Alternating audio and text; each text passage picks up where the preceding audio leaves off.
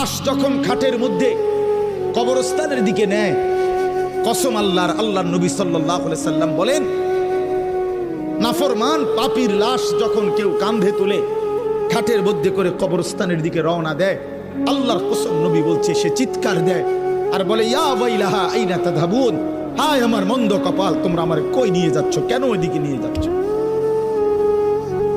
রাসূলুল্লাহ সাল্লাল্লাহু আলাইহি ওয়াসাল্লাম বলেন, ওই নাফরমানের চিৎকার আল্লাহর সমস্ত মাখলুকাত, শুধু মানুষ এবং জিন ব্যতীত বাকিরা সবাই শুনতে পায়। ওয়ালাউ সামিআল ইনসানু লাসাইকা, নবীজি বলেন মানুষ যদি একবার শুনতো, সাথে সাথে সমস্ত মানুষ চিৎকার দিয়ে বেহুশ হয়ে পড়ে যেত, বেহুশ হয়ে পড়ে থাকত।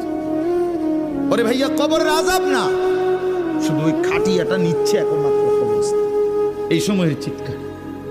আমরা কিতাবে পড়ছি, যদি একবার জীবনে কোনো মহল্লার কোনো মানুষ কোনো নাফরমানের লাশের চিৎকার একবার শুনতো, খোদার কসম, আল্লাহর কসম, তো মানুষ আর কারো জানাজা দিত না, কাউরে আর দাফন করতো না, কারো লাশ আর কাঁধে নিত না যদি চিৎকার মারে। কথা বুঝেন নাই? তো মানুষের লাশ পড়ে থাকতো, পচে গলে যেত। আল্লাহ তাআলা দয়া করছেন, দয়া করেছেন, আল্লাহ তাআলা দয়া করেছেন আমাদেরকে। এজন্য আপনাদের কাছে বলি, আমি সহ আপনারা সবাই আমরা একথা ভাবতে শিখি যে আখিরাত নিশ্চিত। ছেলেরা আমার, ভাইয়া,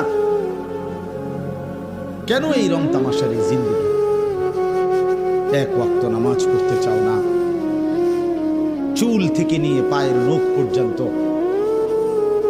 রাসূলুল্লাহ সাল্লাল্লাহু আলাইহি ওয়াসাল্লামের কোনো নমুনা নাই, সাহাবায়ে কেরামের কোনো নমুনা নাই, কোরআনুল কারীমের একটি শব্দের সাথে তোমার কোনো সম্পর্ক নাই, নবী সাল্লাল্লাহু আলাইহি ওয়াসাল্লামের 23 বছরের জিন্দেগির সাথে তোমার কোনো সম্পর্ক নাই।